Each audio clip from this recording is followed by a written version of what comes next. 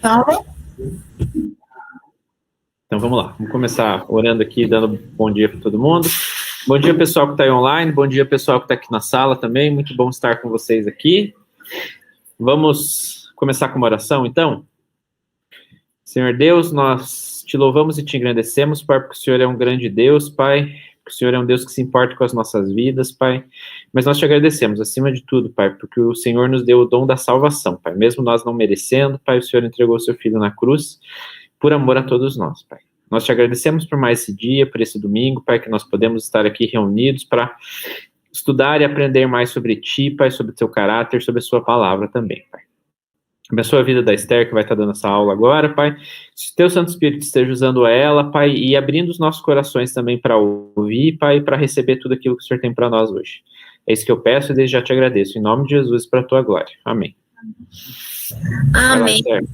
Bom dia, gente. Eu vou deixar a palavra brevemente com o teólogo. Ele vai falar um pouquinho sobre os perigos da interpretação bíblica, para depois eu concluir, né, com o resto de livros que faltavam, tá bom? Então, deixa aqui com o Paulo e já volto.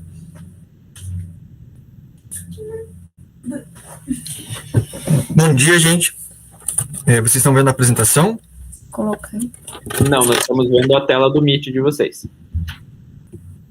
Agora sim. Tá. Então, vamos lá. Posso colocar o fone? Claro. Tá. Então, antes de começar a parte da Esther, eu queria só dar uma pequena pincelada em alguns problemas, né, alguns cuidados que se devem ter na hora de interpretar a Bíblia, né? A Esther já mencionou na última aula como a interpretação é importante e como toda leitura é uma forma de interpretação, né? Não existe essa ideia de que às vezes já ouvi pessoas falando, né? A gente não interpreta a Bíblia, é só ler e ver o que está escrito, né? Na verdade, leitura é interpretação, né? Às vezes a gente pode ter uma interpretação ingênua, né? Uma interpretação baseada nos nossos próprios pressupostos e sem perceber que a gente tem a nossa forma de entender as coisas, ou a gente pode ter uma interpretação mais criteriosa, com mais conhecimento, mais discernimento, né? Então, inspirado um pouco nesse livro aqui, ó, Os Perigos da Interpretação Bíblica, eu vou trazer apenas uma pequena pincelada. Esse livro aqui é muito legal, do Carson. Ele fala sobre, faz uma lista assim, enorme de vários erros que a gente pode cometer ao tentar interpretar a Bíblia, e a ideia assim, né, é nos ajudar a evitar esses erros, né, e ter uma leitura um pouco mais assertiva. Mas, obviamente, não tem como abranger tudo. Eu achei que seria interessante trazer pelo menos um ponto aqui que vai servir de exemplo e também que é talvez um dos problemas que eu mais vejo haver erros, né? Então, é a questão do contexto das palavras, né? O significado das palavras no texto bíblico. Então, as palavras, diferentemente dos números, elas não têm um significado exato, né? Então, eu coloquei aqui um exemplo ali de uma equação, né, sendo desenvolvida. Numa equação matemática, você tira um número de um lugar, envia para o outro lado da equação, só muda ali o sinal e ele tem o mesmo valor, né? Coloca ele dentro de uma raiz quadrada, não importa onde você coloca o número, ele tem sempre o mesmo valor. Agora, as palavras não. As palavras, cada palavra tem múltiplos significados, e dependendo da frase onde ela estiver, né, do momento em que ela está ali no texto, ela tem diferentes significados, tá? Então, essa frase aqui é bem famosa, mas se alguém não conhece ainda, né, é importante lembrar que um texto fora do contexto é pretexto, né? Acaba sendo pretexto para a gente colocar a nossa forma de entender as coisas. A gente utiliza, às vezes, texto fora do contexto para tentar justificar as nossas pré-concepções teológicas, né, no caso da Bíblia. Então, é importantíssimo a gente analisar, né, os textos sempre dentro do seu contexto maior, né? Então, no caso ali, um versículo bíblico, a gente tem que ver ele ali no contexto imediato, né, qual é o parágrafo, né, qual que é a ideia que está sendo desenvolvida ali naquele texto, em que aquele versículo faz parte, né? Qual que é o livro ali, qual que é o contexto literário, né? E E para isso existe uma disciplina acadêmica, né, uma disciplina teológica específica, né, que se chama exegese, que não é especificamente teológica, né, na verdade é utilizado em outras áreas, né, no direito se usa muito também exegese, que é a disciplina que vai tentar extrair o significado ali de um texto específico, né. Então você quer estudar, né, tentar ver qual que é o sentido exato, né, dado por aquele texto ali. Então, ao invés de simplesmente fazer uma leitura ali e ver qual o primeiro significado, né, sentido que vem à sua mente, você vai analisar com cuidado as palavras, a variação de significado, vai estudar o contexto, vai estudar o autor, quem que escreveu ali, em qual contexto, pensando em que tipo de leitor.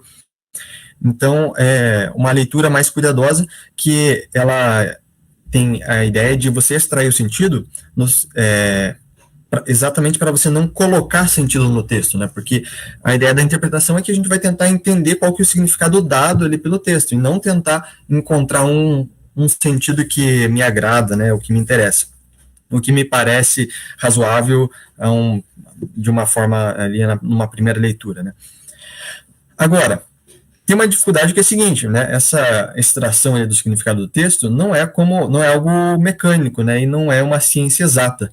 Por isso eu até coloquei ali o desenho do WinZip, né? O WinZip, você clica lá em extrair e ele extrai todos os arquivos que estão na pasta, né? A exegese não é assim, não é um método que você pega ali um texto bíblico e você, seguindo passo a passo, você tira lá o significado exato do texto. Não funciona bem assim. A exegese é um trabalho criterioso, mas não é uma ciência exata, né? É uma matemática, né? Então ainda envolve interpretação, envolve às vezes algumas escolhas, né, que o exegeta tem que fazer, né, entre um significado e outro. Ele vai tentar ver ali qual que é o mais provável, né? Existe um aspecto subjetivo aí no sentido de probabilidade. Você não encontra o significado exato, né, de um texto. Você encontra aquilo que está mais de acordo com o contexto, aquilo que tem mais probabilidade, né. Às vezes um texto tem um significado muito mais claro, e às vezes um texto tem um significado um pouco mais obscuro, um pouco mais difícil de você determinar. E daí a gente tem que tomar cuidado e ter a humildade de reconhecer que, de repente, esse texto aqui eu não sei exatamente o que ele está querendo dizer. E uma afirmação interessante que o Carson traz aqui, nesse livro, ele diz assim, em termos linguísticos, o significado não é uma propriedade intrínseca a uma palavra. Antes, é um conjunto de relações para as quais um símbolo verbal é um signo. O que ele quer dizer com isso? Que o significado de uma palavra não está dentro da palavra, está no uso que a gente faz dela. Tá? Então, porque as palavras, elas têm diversos significados. Palavra, se você pegar no dicionário, você vai ver lá que tem uma numeração de vários significados, e ainda assim, ainda pode ser usado criativamente, né? Às vezes a gente usa uma palavra num sentido metafórico, às vezes num sentido irônico, às vezes de uma forma brincalhona, né? Então, ou insinuando alguma outra coisa. Então, as palavras não têm o sentido nelas, mas no uso que a gente dá para elas, dentro de um contexto ali de uma comunicação. Tá? Então, qual que é a importância disso? Por que eu trouxe aqui? Para a gente aprender que é muito importante a gente tomar cuidado para não se fixar em palavras isoladamente, né? Então, às vezes, a gente vê assim numa pregação, né? O pregador está falando, aqui tá tal palavra, não é tal palavra, é isso. Então, tem que tomar cuidado, não que a gente não possa fazer isso, mas tem que tomar cuidado para não pegar a palavra isoladamente no sentido dela, porque o sentido dela está vinculado ao contexto, à frase, né, ao contexto em que foi proferida a palavra. Olhando assim, né, para essa complexidade da linguagem, pode nos dar uma vertigem, né, ou seja, parece assim que, se é tão complexo assim, né, como que a gente pode compreender? Se as palavras elas não têm um significado fixo, um significado fácil de encontrar, como que a gente pode interpretar um texto, né, que é um conjunto de palavras? Então, eu gosto de uma metáfora, ou uma analogia, não sei correto, com a areia, né? Então, vocês viram, a areia é formada de grãozinhos minúsculos, né, leves, que escorrem entre os dedos, que o vento leva, né? Se você perder um grãozinho de areia, você não encontra nunca mais, né? É algo totalmente volúvel, né? Mas, entretanto, a gente, quando está na praia, a gente consegue caminhar em cima da areia, né? Como é que o nosso pé não afunda dentro da areia, sendo que a areia é um negócio tão leve, né? Tão...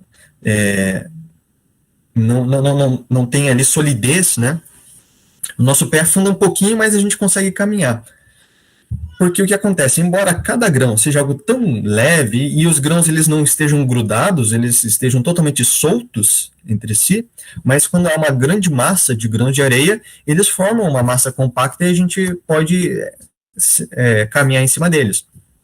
Assim, de uma forma metafórica, eu vejo também as palavras. Ou seja, uma palavra em si mesma, ela não tem significado nenhum, né? Uma palavra que eu diga agora aqui, né, palavra tempo, né, o que eu estou querendo dizer com isso? Não estou dizendo nada, é só uma palavra solta. Agora, se eu colocar ela dentro de uma frase, aí pode estar querendo dizer algo. E essa frase dentro de uma argumentação, aí sim ela tem um significado bem claro. Ou seja, as palavras soltas, elas não têm significado em si mesmas, mas daí, dentro de uma sentença e depois de uma perícope, né, que é o nome que a gente dá para uma seção ali de um texto que tem uma ideia específica, e dentro de uma seção maior, e dentro de um texto, de um livro bíblico, ou dentro de uma literatura, né, completa, dentro da Bíblia, e dentro de uma comunidade de gente que lê os textos e interpreta, aí sim tem um todo que pode ser sólido o suficiente para a gente para a gente lidar, interpretar e ter segurança do que o texto afirma, tá? Então, uma implicação dessa realidade linguística aqui é a importância da parte narrativa da Bíblia. Então, a parte narrativa da Bíblia, ela não serve apenas para situar historicamente os acontecimentos. Ela também é fundamental para nos ambientar em uma linguagem específica, tá? Porque percebam que a linguagem, ela também envolve não apenas o idioma, mas uma cultura específica. Então, se você trata de um assunto qualquer, né, seja futebol, por exemplo, né, pessoas que curtem futebol, falando sobre futebol, eles têm uma linguagem, um jeito de falar, né, as palavras elas têm um significado, às vezes até emocional, né, tem palavras que em si elas não têm nada errado, mas que em certos contextos elas podem ser fortes, podem ser ofensivas, né? Então, dentro do idioma ainda existem linguagens, né, de certos contextos específicos, né? E a Bíblia tem a sua linguagem específica. Então, por isso que às vezes alguns termos que a gente utiliza, nós cristãos, estamos tão familiarizados e a gente vai falar para alguém que não é cristão e a pessoa não entende nada do que a gente diz, porque a gente usa vários jargões, né, que não são ruins em si, a gente não pode tentar não utilizar os termos específicos, porque eles são importantíssimos, eles carregam significado, mas a gente tem que ter consciência de que alguém que vem de fora precisa ser introduzido a esta linguagem, aos termos específicos, aos significados. Então, aqui, só uma observação que eu trouxe para a gente entender o cuidado que a gente tem que ter ao analisar palavras específicas, né? Elas são importantes, mas a gente não pode isolar elas, a gente tem que ver dentro do contexto, e aí a importância da gente estudar a Bíblia, ler a Bíblia, conviver com a Bíblia no seu todo, né? Não simplesmente colecionando versículos, mas estudar a Bíblia em sua completude, e aí passo a palavra para a Esther, né, para continuar esse trabalho que ela está fazendo aqui, né, de trazer o contexto mais amplo, os gêneros literários, os livros da Bíblia, que eles nos ajudam a ter essa compreensão mais ampla, que nos ajuda, então, a entender os textos específicos e as palavras.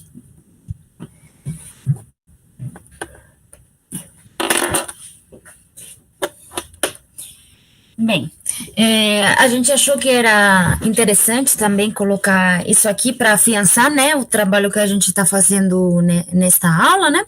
Então a gente falou sobre as narrativas bíblicas, né, que elas falavam sobre o que aconteceu, não necessariamente o que precisa acontecer, né? E muitas vezes a gente trata o livro de Atos, né, que eu já fui começando outro dia para vocês pensarem sobre isso, como se fosse sobre imperativos teológicos, quando na verdade seria história, né? Seria uma narrativa. Mas não especificamente sobre a história da igreja. A gente vê que fala especificamente, né? Sobre certas partes, não fala sobre a história completa, mas o que desculpem, Lucas, que a gente veja é o movimento do evangelho de forma geral. Não tem interesse pela biografia dos apóstolos, nem pela política da igreja de forma geral, mesmo que eu coloque exemplos. Então, por causa disso, a gente não pode tomar isso como algo normativo, que isso que acontecia lá tem que acontecer assim. A menos que a gente encontre isso em outras partes da Bíblia que sim tenham essa intenção, né? Tá? Então, por exemplo, a palavra é inspirada por Deus, a gente vê sim, mas qual que é a natureza dessa inspiração? A gente não pode pegar isso a partir somente de Atos, tá? Porque se a gente quer marcar um precedente histórico que tenha valor normativo, precisa ter também que a intenção do autor seja que isso tenha valor normativo. Então, é interessante que a gente veja em outras partes da Bíblia, porque Atos não teria essa intenção de forma geral. Tá? Em relação com os evangelhos, né? Os evangelhos seriam ensinos, ditos e histórias, narrativas, misturaria as duas coisas. Para isso a gente precisa entender qual que é o contexto, né, do século I, né? Então, os 4 evangelhos, como você já deve ter ouvido falar, têm necessidades diferentes em relação com as diferentes comunidades cristãs, e estão escritos por outras pessoas, não são escritos por Jesus, né? Então, teríamos que ver qual que é o contexto histórico de Jesus, né? Em geral, no judaísmo do século I, e quais que seriam as formas de ensino, para a gente entender por que são usados esses conteúdos nos evangelhos, de Jesus em particular, o porquê que Jesus disse o que disse, em relação com o quê? Com os ouvintes dessa situação, né, dessa história específica, e também o contexto histórico do evangelista.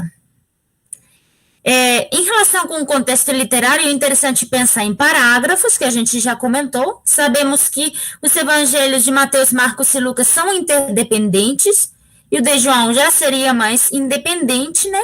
Então, temos que ter em conta isso para ver o contexto. E saber que os evangelhos são a palavra de Deus para nós, que é inspirada pelo Espírito Santo, mas as reconstruções acerca da vida de Jesus que a gente faz, isso seria algo diferente. Então, é interessante ver os evangelhos, né, como um todo, e ver que os ensinos imperativos que estão nos evangelhos, a gente tem que tomar cuidado ao trazer para o século XXI, porque tem a questão que a gente já falou, se alguém não viu a aula passada, né, que seria...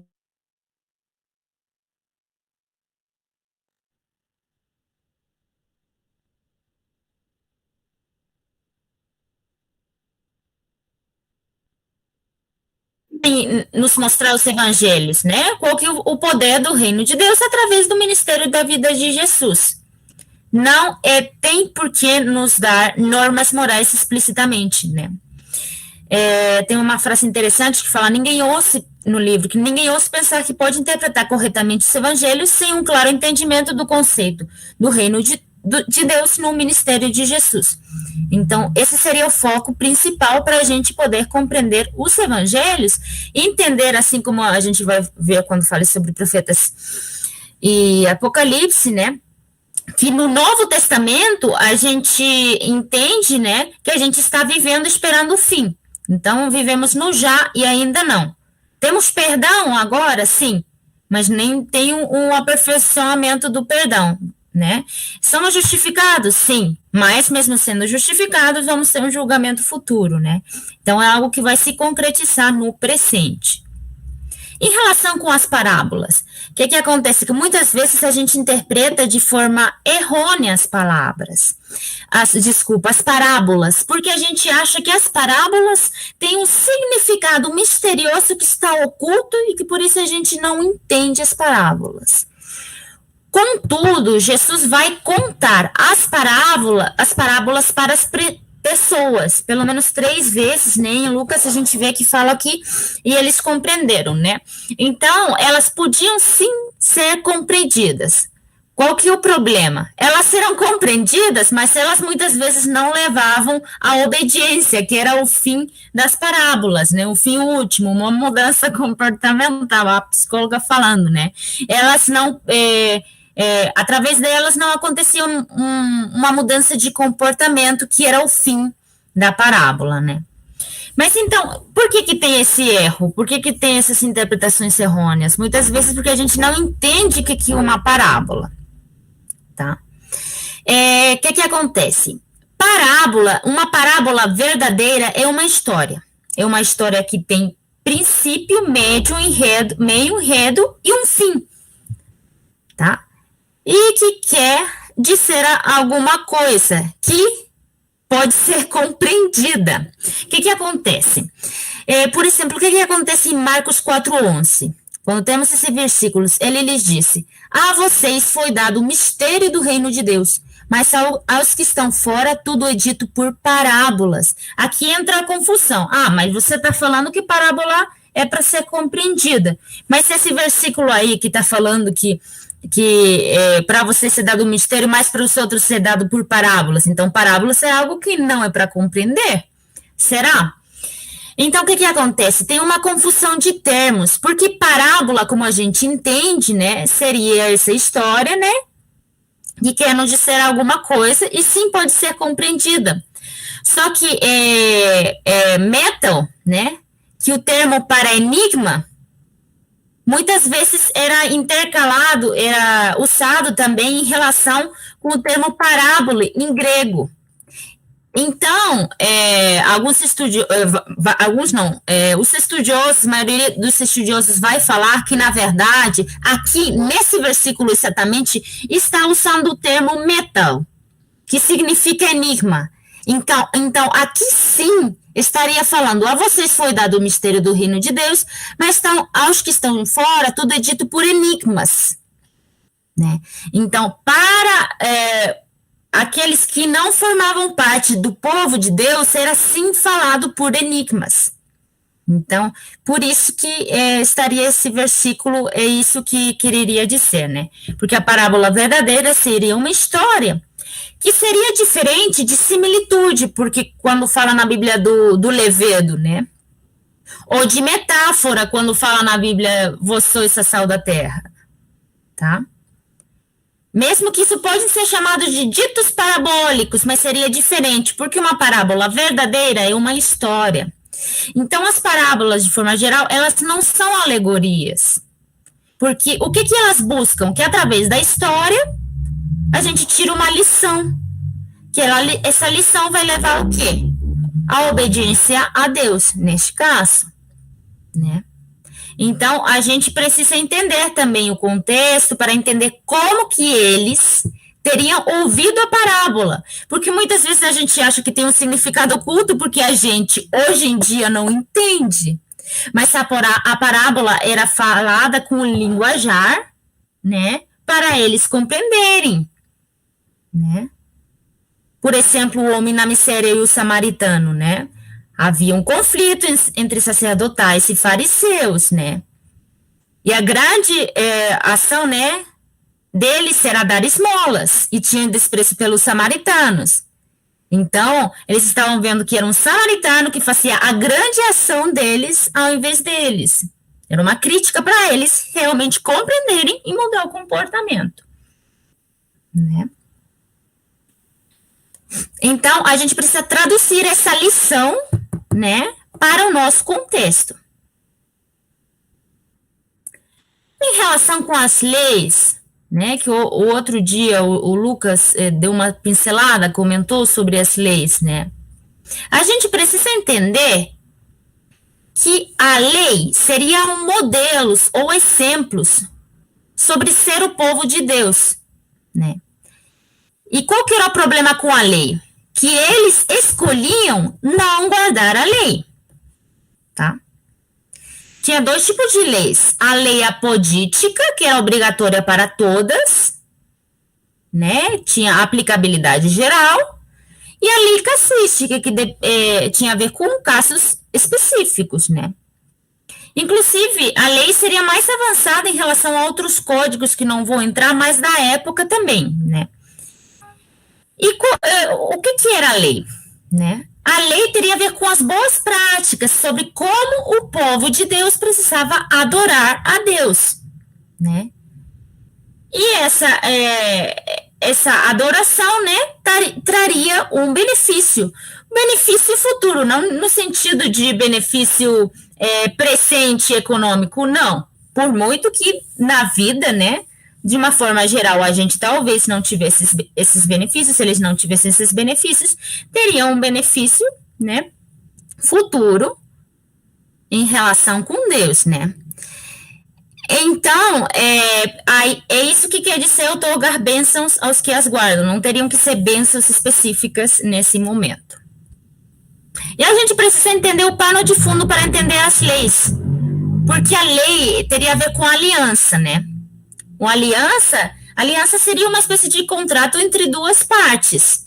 E tinha uma estrutura, né? Quando a gente vê as leis, né? Contudo, e aliança, né, teria a ver com uma espécie de testamento, tanto que seria o significado. Mas a gente precisa entender que não seria nosso testamento por causa do quê? Da nova aliança, que vem a partir da vinda de Jesus e que a gente entende no Novo Testamento, né? Então, a gente precisa ter lealdade, sim, mas de diferente modo, em relação com essas especificidades, né? Porque tem estipulações que não foram renovadas na nova aliança, como são as leis civis, né? A gente não vai ter que colocar, né, parapetos, não sei o nome específico, no teto, leis específicas, né, que tem a ver com o lugar e a cidade de Israel, que não seriam, né, renovadas na nova aliança, e leis ritualísticas, né. Então, a adoração a Deus continua, mas a forma como adoramos a Deus é diferente. A gente já não faz sacrifícios, né, de animais, por exemplo. Então, tem aspectos da antiga aliança que vão ser renovados. Quais? Aqueles que vão partir das leis básicas, né?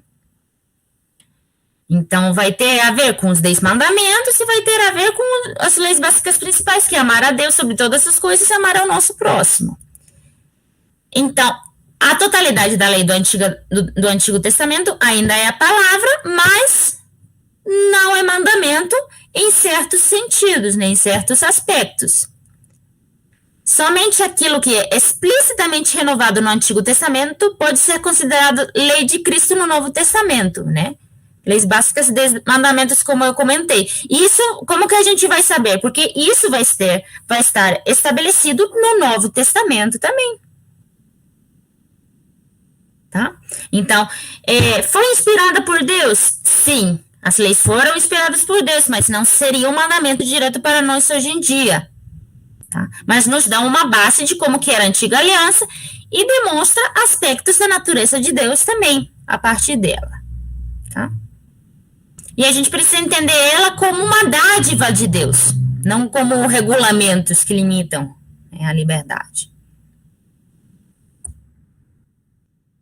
Os profetas e Apocalipse eu vou dar somente umas pinceladas, tá? Porque sei que muitas vezes pode levar a confusão e pode trazer muita discussão que não é o alvo na aula de hoje, né?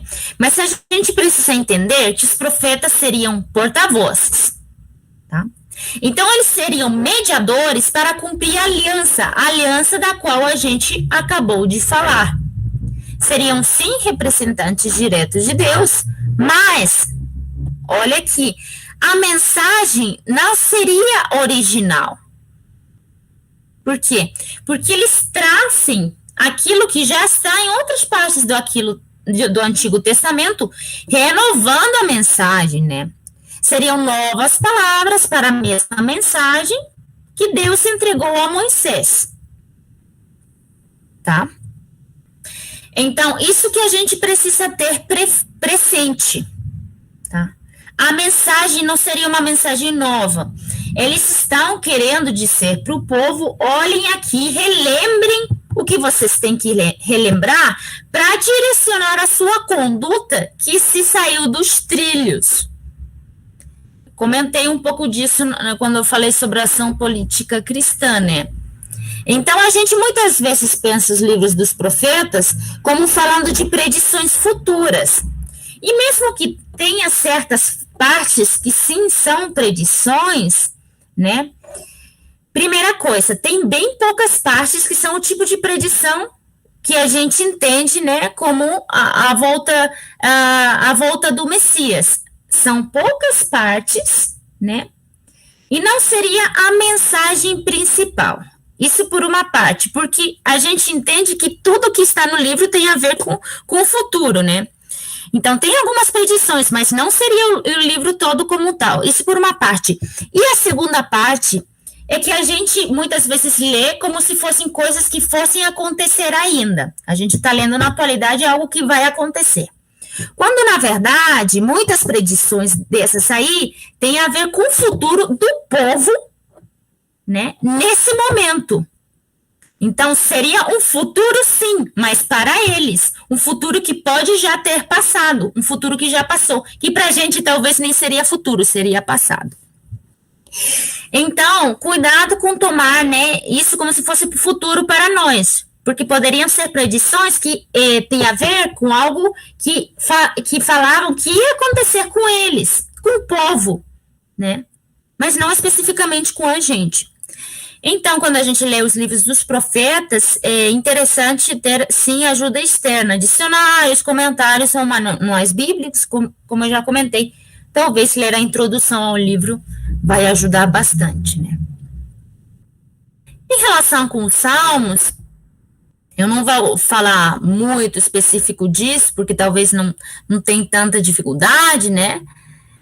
Mas eles falam tanto de Deus, como nos ajudando a nos comunicarmos com Deus, né? Eles seriam poesia, né?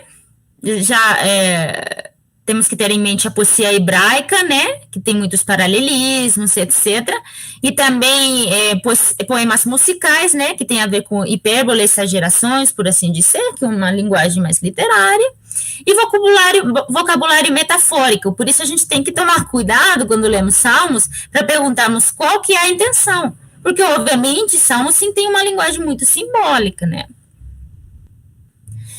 Mas salmos a gente vê como um tipo de literatura, né? De adoração. Então, tem vários tipos, né?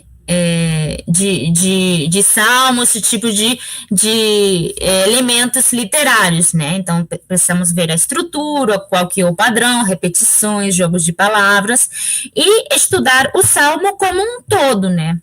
Como uma unidade literária, não tirar fora do contexto. Porque no Antigo Testamento era usado como uma conexão entre aquele que adora e aquele que é adorado, que é Deus, né? Então, pode ser tanto individuais, quanto muitos deles usados de forma coletiva ou eram usados em celebrações, né? Temos vários tipos de salmos que não vou entrar, né? Mas tem lamentações, ação de graças, etc, etc. Tá? Vamos ver se um exemplinho que é a tarefa que eu comentei, né? Que seria interessante fazer. E eles sim, os salmos vão funcionar para nós como funcionavam para o povo de Israel. Seria uma oportunidade de falar com Deus com palavras inspiradas por Deus mesmo, que foram inspiradas para outras pessoas no passado. Né? Então, eles levam a adoração, a reflexão, a ter um relacionamento mais próximo com Deus, a meditar sobre o que ele fez, né? Muitas vezes, no meio dos salmos, estamos vendo histórias pessoais, né? Mas eles não vão garantir uma vida agradável, né?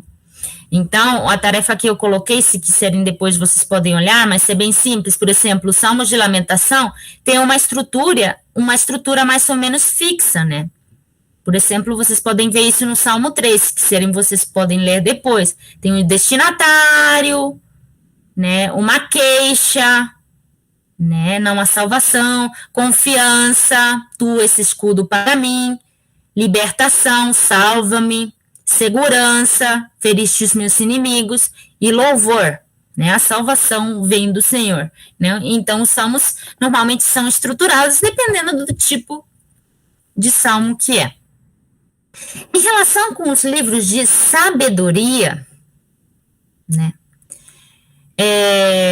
Não vou entrar muito neles, mas só dizer que eles têm a ver, né, com fazer escolhas piedosas, né, e aplicar essas escolhas à nossa experiência, né, no lar, com os relacionamentos com o outro, muitas vezes se expressa através da poesia, podem ser para facilitar a memorização também, né, tem a ver com sabedoria proverbial, como Provérbios, ou especulativa, como Eclesiastes, uma sabedoria mais lírica, como em Cânticos dos Cânticos. Quais que seriam os limites? Né? O que acontece? Que no mundo antigo, né, muitas vezes a sabedoria não seria piedosa, então estão chamando, né, a trazer essa piedade e aplicar a nossa experiência. O que acontece?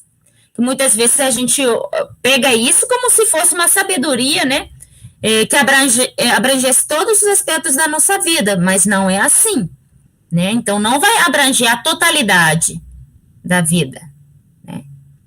E muitas vezes a gente não usa de forma apropriada, né? Então, a gente tem que ver livro por livro, né? Por exemplo, Provérbios teria a ver, né, com conselhos mais práticos para a vida diária, mas não falaria de todos os aspectos, né? Em Jó, a gente já cansou de ver, né? Nem tudo na vida acontece porque seja justo, né? Em relação com, por exemplo, a fala, né, dos amigos que tentaram consolar, né? Eclesiastes pode ser um pouquinho mais confuso, talvez interessante ver um comentário, né?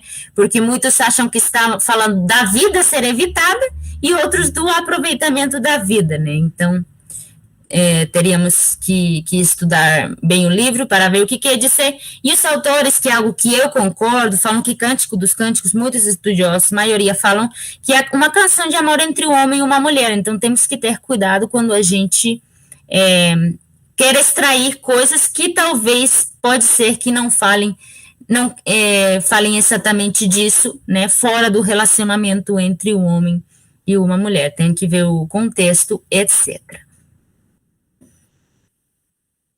Em relação com o Apocalipse, né, também não vou entrar em detalhes porque pode ser um pouco complexo, mas dizer o que seria o principal. Apocalipse é complexo porque tem 3 tipos de literatura dentro do mesmo livro. Tem uma literatura apocalíptica, que tem a ver, sim, com o fim, mas seria mais interessante falar de apocalipses, né, vários fins. Tem uma leitura mais profética, né, porque aparecem profecias, né. Então, uma palavra mais profética, como Apocalipse de João, como profecia, né, em tempos de perseguição e decadência, e também seriam cartas, né, cartas específicas para as igrejas, né. Então, a gente tem que tomar cuidado para ver que tipo de literatura estaríamos analisando especificamente aí, para ver se seria uma linguagem mais cinemática e simbólica, ou não, né. Então, a gente precisa ver exegese, qual que seria o significado primário, o que João pretendia que significasse, o que os leitores da época poderiam ter entendido, né, para interpretar dentro do próprio contexto. E quando a gente vai ver a linguagem figurada também, a gente tem que ver qual que seria o pano de fundo para ver a linguagem figurada, né, e o que João teria interpretado como ponto de partida, né, para compreender essas figuras, assim. Então, é interessante ver as visões dele como um todo, né? E tendo em conta os ecos que tem aqui do Antigo Testamento. A pergunta é, então, Apocalipse é uma narrativa detalhada e cronológica do futuro? Bem, Não vamos entrar nisso aí, mas recomendando ter em conta o que eu falei aqui acima, o que a gente precisa entender, né, é que a mensagem clara de Apocalipse seria que, apesar do sofrimento, a igreja sai triunfante em Cristo. Tá? Eu coloquei aqui, não vou falar, mas muitas vezes é interessante entender, por exemplo, falando do contexto, as festas bíblicas, né, para entender muitas vezes como que elas se relacionam com o cristianismo, né. Tem um livro aqui que eu não vou falar, mas é bem interessante, Jesus pela Ótica do Oriente Médio. Da primeira vez que a gente fez a EBD, eu coloquei um exemplo sobre o Natal, mas tem outros exemplos aqui de coisas que tradicionalmente a gente entende como sendo assim. Por exemplo, o nascimento de Jesus. Quando a gente vê, né, o contexto no qual está inserido, a gente vê que talvez não seria bem assim. Talvez seria interessante, quando fique próximo o Natal, falar um pouquinho sobre isso aí, mas vai dar um pano de fundo de maneira geral. O mundo perdido de Adão e Eva, que o John Walton, ele vai trazer uma visão sobre como que os povos, né, dessa época, né, viam o mundo, uma visão de mundo desses povos que é interessante trazer, né, para a gente poder compreender melhor, mesmo que talvez não concordem com tudo que está escrito, e o que o Bruno já usou, né, o drama das escrituras, né, entendendo, né, o estudo da palavra a partir da metanarrativa, né, criação, queda, redenção e consumação. Então, qual que seria a conclusão? A gente precisa estudar, né, a gente não... pode sim, devemos fazer leituras devocionais, mas a Bíblia é um livro que também precisa ser estudado, porque senão a gente não vai poder, né, compreender muitas vezes a totalidade, né, da Bíblia como livro dos livros, e a necessidade, o mais importante, é a necessidade de aplicar o estudado, né. Precisamos aplicar aquilo que hemos estudado. Muitas vezes a gente pode servir também de ajuda, né, em relação com nossa família, com outras pessoas que talvez não tenham tanta disciplina do estudo, etc. Eu vou deixar por aqui para deixar serem perguntas, agradecer pela atenção, terminando com o provérbio judeu que fala: se não sabe explicá-lo, quer dizer que não entendeu completamente. Muitas vezes a gente deixa, né, isso eu não entendi, mas é palavra de Deus. Tá, então por que não corremos atrás e vamos entender o que realmente estava falando aí, né? Dentro do possível e dos limites que temos, né, como ser humano. E eu escrevi uma oração, se vocês me permitirem, eu vou terminar com a oração, que já está escrita, porque para mim é difícil falar em português, porque eu tenho um relacionamento com Deus em espanhol, né? Então, para mim é mais fácil escrever. Eu vou terminar aqui e já abro para pergunta, se vocês me permitem, tá? Obrigada, Deus, por este tempo, obrigada porque podemos aprender da Tua Palavra, porque nos deste capacidade para compreender seu significado, mesmo que não seja completamente, porque no mundo de hoje temos tantos recursos e oportunidades para compreender melhor o Teu livro. Obrigada por todas essas pessoas que dedicam o seu tempo para tornar essa tarefa mais fácil. Que possamos ser intérpretes fiéis da Tua Palavra, onde quer que a gente esteja, na igreja, na universidade, no trabalho. Te peço para que cada um de nós, né, possa ter a motivação e o desejo para querer aprender, a dedicação para nos aperfeiçoar, discernimento do Espírito Santo para compreender corretamente, e amor e alegria para poder exercer esta tarefa humildemente, espalhando os teus desejos para este mundo em cada uma das atividades que a gente faz. Tu és o nosso principal motivo, queremos te conhecer cada vez mais. Nos ajude a isso, Senhor, ao longo desta semana e de nossa vida toda.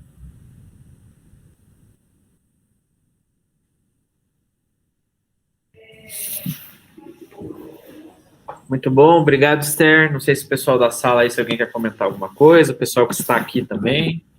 Vamos lá, que agora é com vocês, pessoal.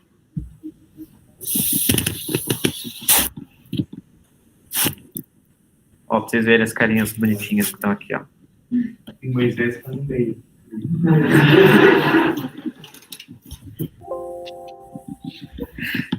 Profeta bíblico. Uma coisa que eu já estava querendo comentar desde as aulas do Paulo, até se o Paulo quiser responder e tal, uma das coisas que acontece, que às vezes não fica muito claro para a gente também, é que versículo e capítulo não está no texto original. Né? O texto original da Bíblia não tem divisão por versículo, é um texto corrido, né? Não tem nem a divisão cronológica. Sabe mais ou menos quando que foi inserido, como que foi colocado, mais ou menos como que foi esse processo? Sim, eu não sei a data exata, mas eu sei que foram feitos separadamente, né? E foram lá pelo século XV, XVI. Ou seja, muito, muito, muito tarde, né? Em relação ao período em que os textos foram escritos. Então, essa divisão, ela ajuda muito a gente a encontrar textos específicos e fazer referência aos textos. Por outro lado, ela acaba induzindo a gente a fragmentar, né? A pegar pedaços de textos que às vezes não fazem sentido fora do contexto.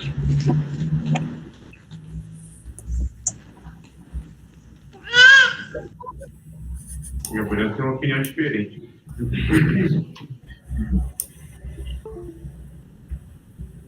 Queria comentar uma coisinha também. Ontem foi o Dia da Família, né? Dia Internacional da Família, algo assim, né? Uhum. E hoje a gente está falando sobre interpretação, né? Na continuidade da aula da Esther que começou semana passada. E quando a gente fala de interpretação, a gente fala do contexto, onde a palavra é usada e assim por diante. E a gente fala também, né, das línguas originais, onde os textos foram produzidos e como eles foram traduzidos e chegaram até nós hoje, né? Então é muito providencial, assim, ver uma família, né, de origens, né, com línguas nativas diferentes, né, trazendo esse assunto para nós hoje. Então é muito gostoso ver isso.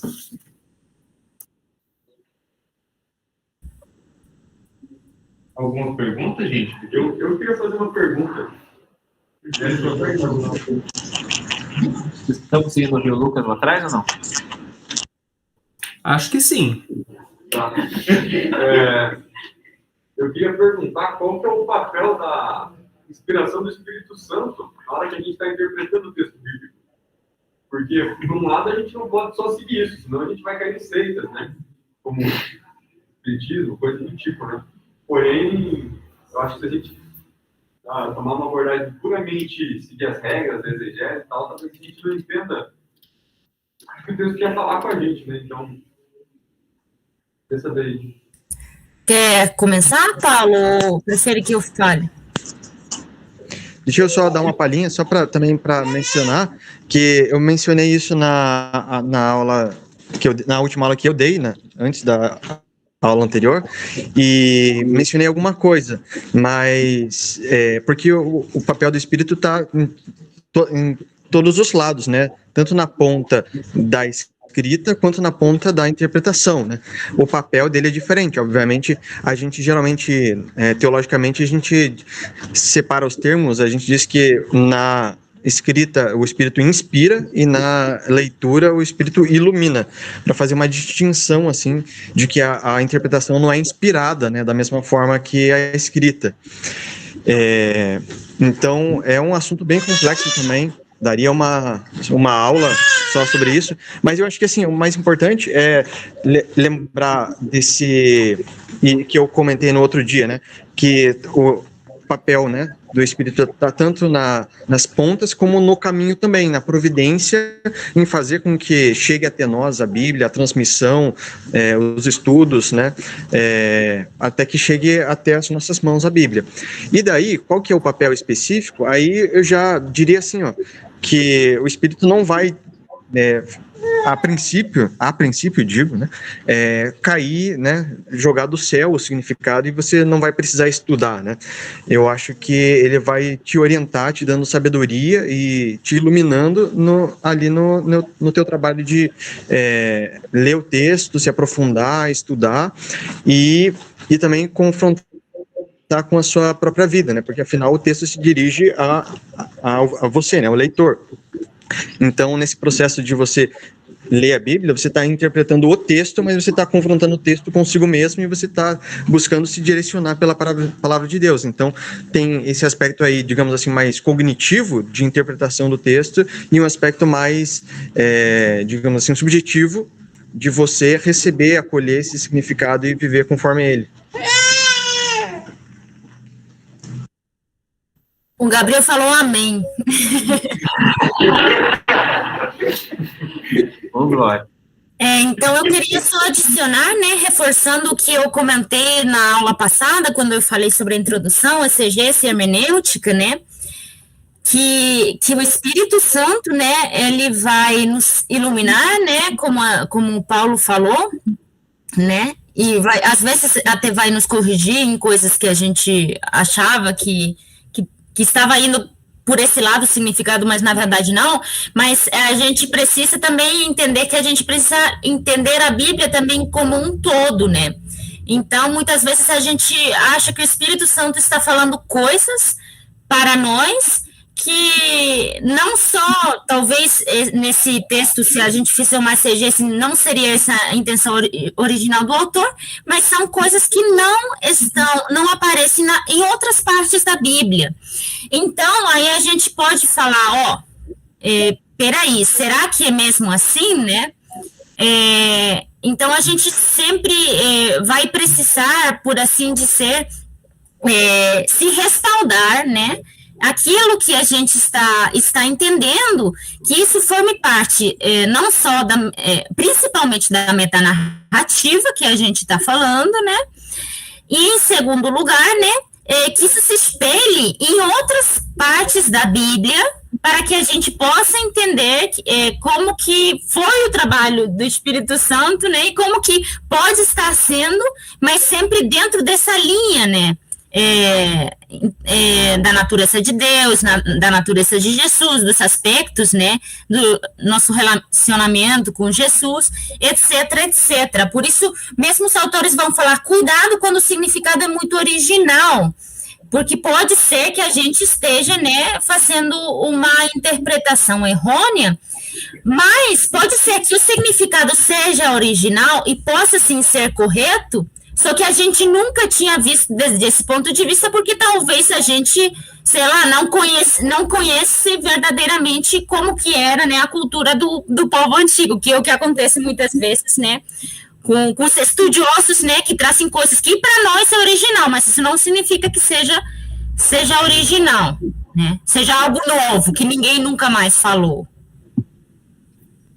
Deixa eu só acrescentar mais uma coisa também aqui, bem importante, que é o aspecto comunitário, né, da interpretação. Então, isso também é colocado por vários teólogos, né, que a interpretação bíblica tem que ocorrer comunitariamente, né, não é algo individual.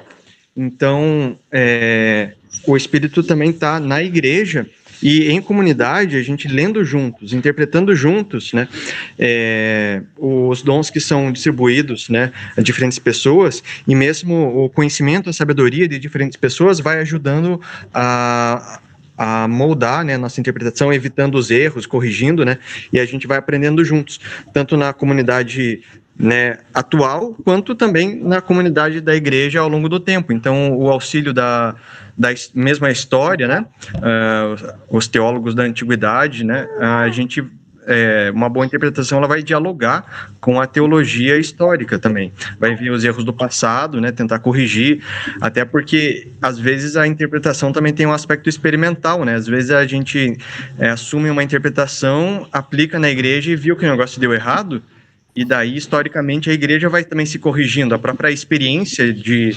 aplicar, né, viver a palavra de Deus, vai dando ferramentas para a gente compreendê-la melhor. É engraçado, não tem nada novo debaixo do céu, né? Então, o que a gente chama de heresia nova hoje, que a gente pode ser, já apareceu, só tem um nome novo. É interessante essa pergunta, acho que já deu o nosso horário, né? Eu lembro uma vez, acontece, parece um adolescente para mim. Deus me chamou para ser pastor, para ser missionário. Daí eu, beleza, o Espírito habita em todo mundo na igreja. Deus falou com o teu pastor? Não. Deus falou com o teu pai e tua mãe? Não. Deus falou com alguém na igreja? Tipo, porque assim, o Espírito Santo não é só o que você sente no seu coração, ele está em todo mundo na igreja. Então, esse reconhecimento, ele é sempre comunitário, né? Então, justamente tem esse papel. Ao mesmo tempo, como é que é? O Lucas falou das seitas, né? A igreja tem 2000 anos de história. Então, Deus revelou uma coisa hoje. Eu entendi uma coisa que em 2000 anos de história, ninguém entendeu, ninguém falou, ninguém nunca leu aquilo no texto. Tem uma chance muito grande de você estar errado, né? Porque se em 2000 anos o Espírito Santo não falou isso para ninguém, alguma coisa está errada aí, né? Deus não falou para mais ninguém na igreja, só para você. Em 2000 anos de história, nem na tua igreja, só falou para você. Tem uma chance muito grande de você estar errado. Sei lá, se é um novo Martinho Lutero. Pode ser. Mas isso acontece ocasionalmente, não é sempre. Então, por isso a gente precisa estudar. Exatamente. Bom, pessoal, já estamos estourados aqui, o culto já está começando lá. Então, a Esther já orou, né? Uma oração muito bonita, inclusive. Obrigado pelo esforço. Eu sei que eu também sou bilíngue e às vezes é difícil a gente conseguir orar em outra língua, né?